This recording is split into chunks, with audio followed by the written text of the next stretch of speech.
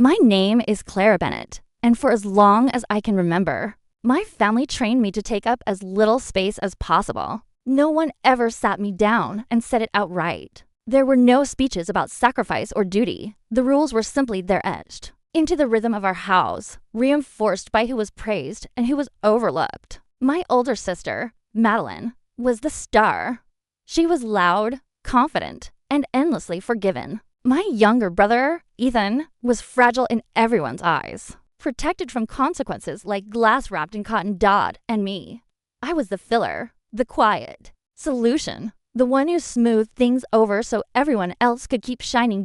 It started early, before I had language for unfairness. In elementary school, Madeline forgot her science project the morning it was due. She cried at the front door, sobbing like the world was ending.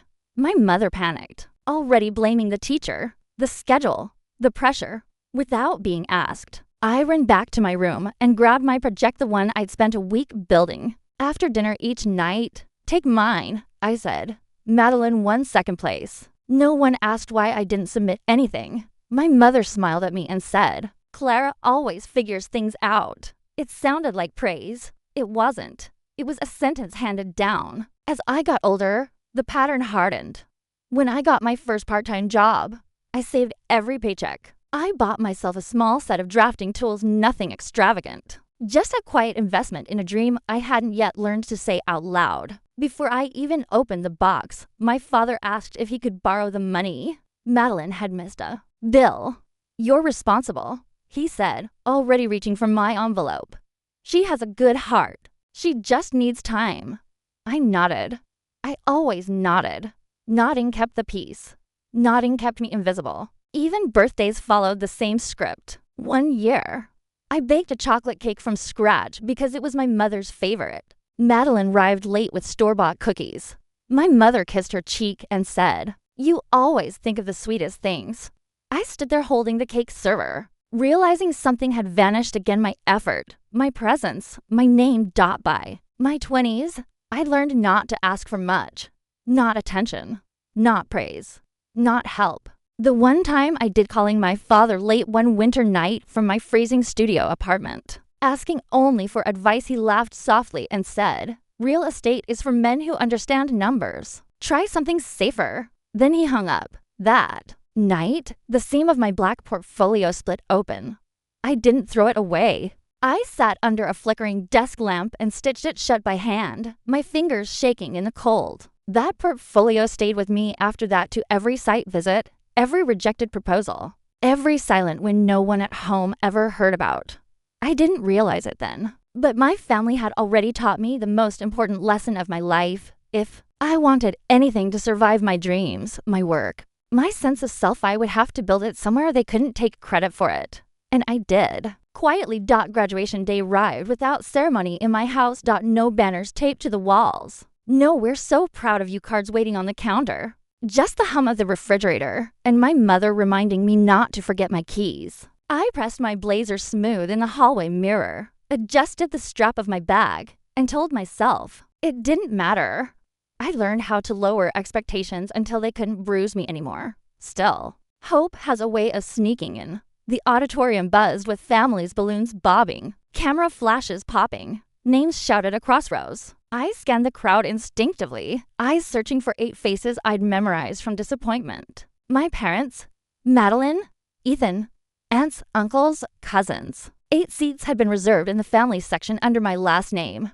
They were empty. At first, I assumed traffic, then a delayed train, then a forgotten exit. Excuses bloomed automatically, because I'd been trained to protect them, even from the truth. I sat there gripping my program as names were called, applause crashing round me like waves breaking. On shore, every graduate stood, waved, hugged someone waiting for them. My row stayed still. When my name echoed through the auditorium, Clara Bennett, I rose on instinct. My feet carried me forward, but my eyes drifted one last time toward those seats. Still empty. No wave, no nod, not even a silhouette moving late through the aisle. Just absence. Something in me clicked, not loudly, not dramatically, but cleanly, like a lock turning. I smiled once, small and private, and crossed the stage alone. The diploma felt heavier than paper in my hands. It felt like proof.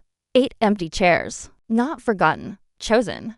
8 months passed after that day. They were quiet months. Clean months. Months where no one from my family said my name unless it was followed by comparison. I worked. I saved. I signed what deals I could reach. I stopped sharing updates. Stopped explaining myself. Stopped filling the gaps they'd trained me to occupy. Silence became a boundary before I had a word for it. One afternoon, sitting in my aging Honda outside a job site, I checked my phone while the engine idled beneath my palm. A colleague had forwarded an article without comment. I opened it casually and froze. Local developer converts historic building into $4.2 million. Penthouse me name sat beneath the headline, bold and undeniable. The article detailed the renovation, the financial structuring, the risk no one else wanted to touch. Photos of exposed brick I'd restored myself. Numbers I'd fought banks for. Timelines I'd rewritten after inspectors laughed me out of offices. My phone buzzed with congratulations. Messages stacked up. None from my family. I set the phone face down and stared through the windshield. I didn't feel proud. Not yet. I felt still like the world had paused, waiting to see what I would do next. Then my phone vibrated again. Dad. No greeting. No warmth. Family. Dinner. 6 p.m. important discussion. A second message followed. Don't be late. 8 months of silence. Broken not by care, but by opportunity. I exhaled slowly. This wasn't reconciliation. It was recognition with terms. I typed back the only response I'd been trained to give. I'll be there. But this time, it didn't cost me anything. As evening fell, I returned to my office instead of going home. I unlocked the door and let the familiar hum of fluorescent lights settle my nerves. I placed my black portfolio on the desk, the same one I'd stitched together years ago, when warmth and approval were both in short supply. Inside were contracts, valuations, signatures. My life organized in ink and dates. Not one page owed my family a thing. That was when I understood it fully. Graduation wasn't the day I earned a degree. It was the day I stopped waiting for people who only remembered me when the world said I mattered. And tonight, they wanted a conversation. I already had the truth. After graduation, I didn't announce my distance from my family. I didn't block numbers or send final messages. I simply stopped offering myself up for consumption. Silence, I learned, was not absence, it was architecture. I worked constantly, not with the desperation of someone trying to prove something, but with the steady discipline of someone building a foundation that could hold weight. I took on projects others passed over, half-collapsed duplexes, zoning nightmares, properties with histories no one wanted to touch. I listened more than I spoke. I learned which inspectors were honest, which bankers respected preparation, which contractors kept their word when no one was watching. When people asked where my family fit into all of this, I smiled politely and changed the subject. My world grew smaller and stronger at the same time.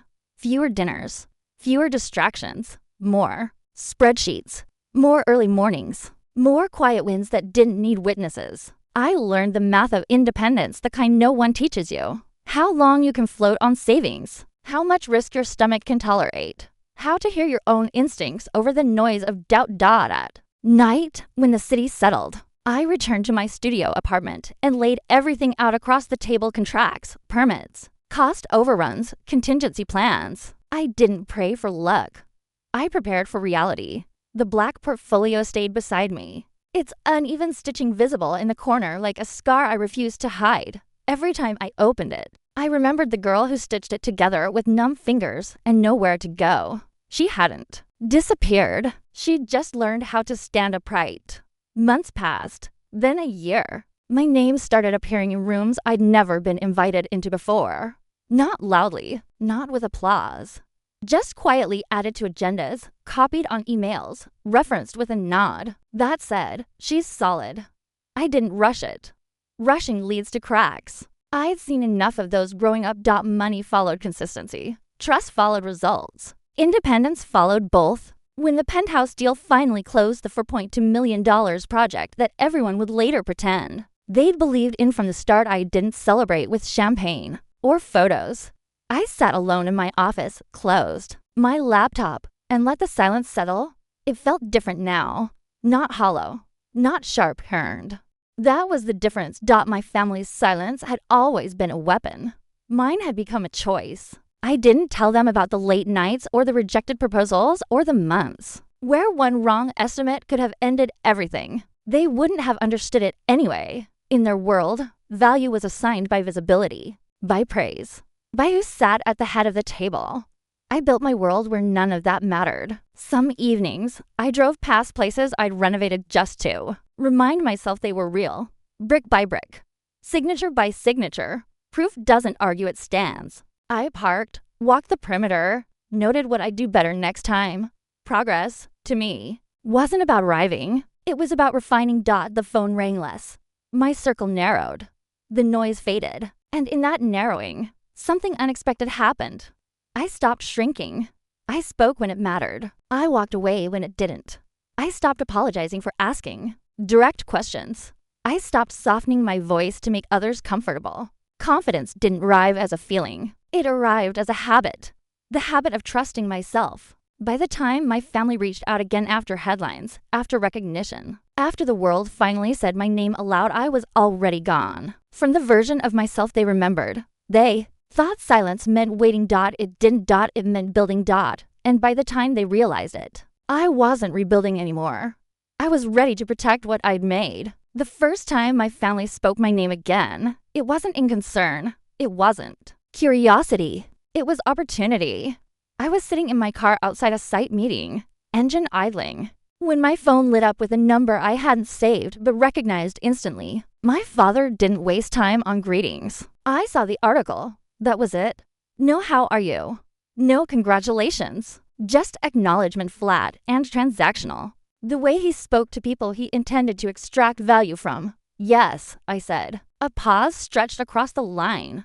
I could hear papers shifting. The familiar sound of someone recalculating. You should come to dinner, he said. Your mother wants to see you. He didn't ask. He announced tonight. He added 6. I looked through the windshield at the half-renovated building in front of me. Exposed beams catching the afternoon light. For a moment, I imagined declining. Not dramatically, just calmly. I imagined the confusion, the indignation, the story they would tell about my ingratitude. Then I realized something else. They weren't calling to reconnect. They were calling to negotiate. I'll be there, I said. The house looked exactly the same when I pulled into the driveway that evening. Trimmed hedges, fresh paint. A place designed to project stability, not truth. The porch light flickered, just as it always had. Some things never changed. Inside, the table was already set. My mother hugged me too tightly, her perfume sharp and unfamiliar after months without contact. You look tired, she said, as if it were concern. As if she hadn't taught me how to carry exhaustion quietly. Elise smiled the way people do when they've already decided where they rank you. So, she said, lifting her glass, real estate. Ryan leaned back in his chair, smirking. Didn't know you were into that? I took the seat farthest from the head of the table, the old position, the one they always left open, as if my presence were optional. Dinner progressed like a meeting disguised as a meal. My father steered the conversation with practiced ease, circling numbers without naming them.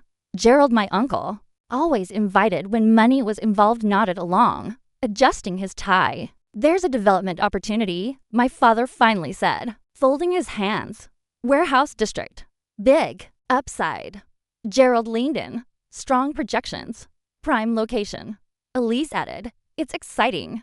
Really. A chance for the family to work together. There it was, family, when it was profitable. They spoke over one another, outlining a vision that conveniently required capital but offered guidance in return. Experience. Access.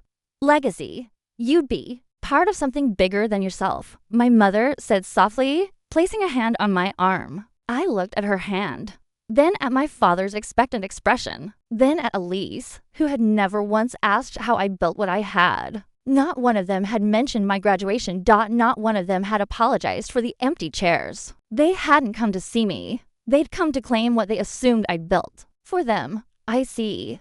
I said. The room relaxed, mistaking my calm for compliance. My father smiled. Good. Then we can discuss numbers. I reached down and lifted my black portfolio onto the table. The sound it made soft but deliberate cut through the conversation. Pages stilled. Glasses paused midair. I did come to discuss something important, I said. Just not your proposal. Gerald frowned. What's that? I opened the portfolio and slid the documents forward. Neat and ordered. Contracts, deeds, valuations. Gerald's face drained of color. That's the commercial plaza, he said slowly. Yes, I replied. The one anchoring your entire redevelopment plan. My father's jaw tightened. That property isn't available? It was, I said, 4 months ago. Silence fell heavy and complete. Elise stared at the pages as if they might rearrange themselves. Ryan shifted, in his chair, suddenly alert. You bought it? Gerald asked, disbelief sharpening his voice. The entire site? I said. My father's voice finally cracked. You knew we were going after it. No, I corrected. I knew the city was. I moved faster. The room didn't erupt. It didn't need to. The truth sat there between us, immovable. They hadn't invited me because they missed me. They invited me because, for the first time, I held something they couldn't reach without me. And I wasn't giving it up. The silence after my words wasn't confusion. It was calculation. I watched it move across the table the way I'd learned to watch markets shift settle, panicked, exposed. My father leaned back first, fingers tightening around the stem of his glass. Gerald stopped pretending to read the documents and stared at the ceiling, already running numbers that no longer added up. Elise broke the quiet with a brittle laugh. You're exaggerating, she said. That plaza has been tied up for years. It was, I replied, until it wasn't. I slid another page forward. Signed, dated, sealed. Ryan leaned in, squinting. You didn't do this alone. No, I said.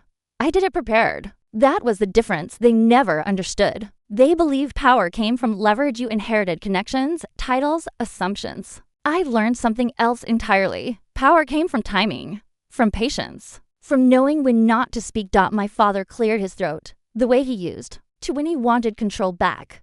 This doesn't have to be adversarial, he said. We can still work together. There it was, the pivot.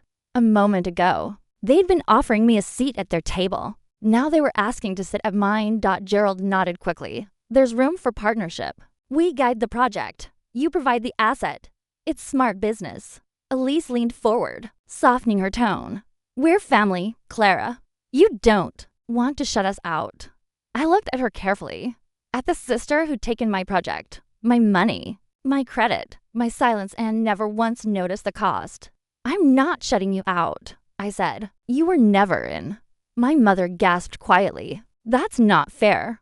No, I agreed. It's accurate. I gathered the documents and stacked them neatly, my hands steady. You asked me here for an important discussion. So let's be clear. I met my father's eyes. For the first time in my life, he didn't look past me. I own the anchor, property your entire redevelopment depends on. Without it, there's no zoning approval, no financing, no investors. Gerald swallowed. You'd block the whole project. I wouldn't block anything, I said. I simply won't participate. My father's voice sharpened. Why would you do this? I thought of the graduation chairs, of the phone calls unanswered, of the nights I stitched my future together while they slept. I didn't do this to you, I said. I did it without you. There's a difference. Elise scoffed. So this is revenge? No, I said. This is boundaries. That word landed harder than any accusation. Boundaries had never existed in this house, only access. My mother reached for my arm again, but I stood before she could touch me. You skipped my graduation, I said quietly. Not because you couldn't come, because you chose not to. My father opened his mouth, then closed it. You didn't call when I was freezing in a studio apartment, trying to decide if I could afford heat or hope. I continued. You didn't ask how I built this. You waited for proof it was worth your time. The room stayed still. I won't fund your project, I said. I won't be your silent partner, and I won't be your insurance policy. Gerald's voice dropped. You're making a mistake. No, I said. I'm finishing one. I closed the portfolio with a soft click. The sound echoed more than any raised voice ever had. I came tonight because I wanted to see if anything had changed, I said. It hasn't.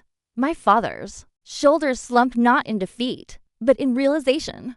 He'd miscalculated, for the first time. The rules he'd written no longer applied. Elise stared at her wine glass. Ryan looked anywhere but at me. My mother's eyes shimmered, but I felt no pull to comfort her. That role was retired. I adjusted my blazer, the same way I always did when a deal was done. Dinner's yours, I said. The future isn't. No. One followed me to the door. Outside, the night air cut sharp and clean. I stood on the porch for a moment, letting the house's warmth fade from my skin. Then I walked to my car, slid into the driver's seat, and rested my hands on the wheel. My phone buzzed. A message from my mother. We didn't know how to make things right. I didn't open it. I didn't delete it. Some questions arrived too late to answer. As I pulled away from the curb, the house shrank in the rearview mirror, still standing, still intact, still exactly the same. I wasn't. I didn't drive home right away. Instead, I let the car idle at the end of the street, the glow from my parents' porch light fading in the rearview mirror. The house looked smaller from this distance, like a set piece left behind after the scene had ended. For the first time, I noticed how quiet my body felt. No tremor in my hands, no rush in my chest, just stillness. That's when I knew this wasn't revenge. Revenge burns. It demands an audience. It keeps you tethered to the people who hurt you. What I felt now was none of that. It was relief, clean and undramatic. I drove toward downtown, the streets widening as the city lights rose to meet me. The same roads I'd walked years ago when bus fare felt expensive and silence felt like failure. Every intersection held a memory, but none of them had weight anymore. They were facts, not wounds.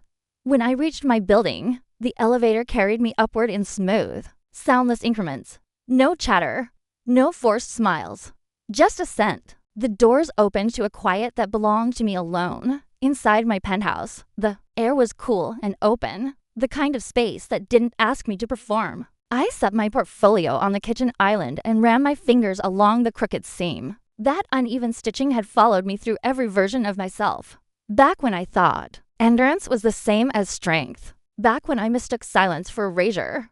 Now I understood the difference. I poured a glass of water and leaned against the counter, watching the city through the windows as it stretched into the night. Somewhere across town, my family was still, sitting at the table rearranging blame, rewriting the story to make themselves more comfortable. I wasn't part of that narrative anymore. My phone buzzed once. Then again, a message from my mother, another from my father.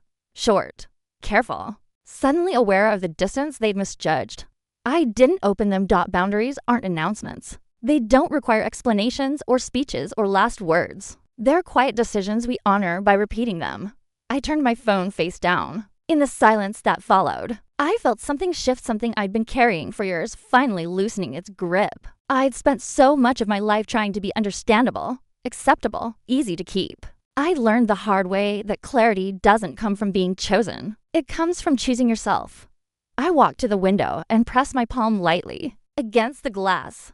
My reflection stared back, older, steadier, unbent, not hardened, just whole. The city hummed below, alive with movement that didn't require my participation. I thought of the version of me who used to wait for phone calls that never came, who kept chairs open at tables where I wasn't welcome, who believed patience would eventually be rewarded with love. She wasn't foolish. She was hopeful. And hope, when left unprotected, can hollow you out. I didn't resent my family anymore. Resentment would mean they still had access. What I felt instead was distance, healthy, deliberate, earned, the kind that allows you to breathe without flinching. The next morning, I woke early and reviewed my project pipeline. New builds, long-term, leases, deals that would shape the next decade of my work. None of them required permission. None of them required apology. I sent 2 emails, returned 1 call, closed 1 more loop. Life moved forward because I let it. Weeks passed, then months. My family tried again. In small ways, birthday messages, vague invitations, carefully worded apologies that never quite reached accountability. I acknowledged nothing I wasn't willing to reopen. The door stayed closed. Not slammed. Just closed. On some evenings, I sat on the balcony and watched the sunset roll across the city, the sky shifting from steel blue to amber to quiet indigo. I thought about how much of my life I had spent bracing myself against absence. Now absence felt like space dot and space felt like freedom. If you've ever mistaken endurance for love or silence for worthlessness, remember this: you don't owe access to people who only see your value when it benefits them. Boundaries aren't punishment. They're permission to live, to grow, to finally take up the space you were always meant to hold. Some stories don't end with forgiveness. They end with peace. And that is more than enough. Healing didn't arrive all at once. It came quietly. In the absence of tension I no longer carried home with me. In mornings that didn't begin with dread. In evenings where my thoughts weren't rehearsals for conversations that would never happen. I began to notice the small shifts first. The way my shoulders no longer crept toward my ears when my phone rang. The way silence no longer felt like judgment. The way my apartment, my space felt lived in instead of borrowed. Ownership changes how you stand in a room. It changes how you breathe. I filled my penthouse slowly, not with things meant to impress, but with things that grounded me. A table big enough to spread out blueprints, books I actually read, plants that required attention but rewarded it honestly. Nothing in that space asked me to explain myself. Some nights, I opened the black portfolio just to look at it. The crooked seams still held, imperfect and stubborn. It reminded me that healing doesn't erase scars, it teaches you not to flinch when you see them. Work continued, steady and intentional.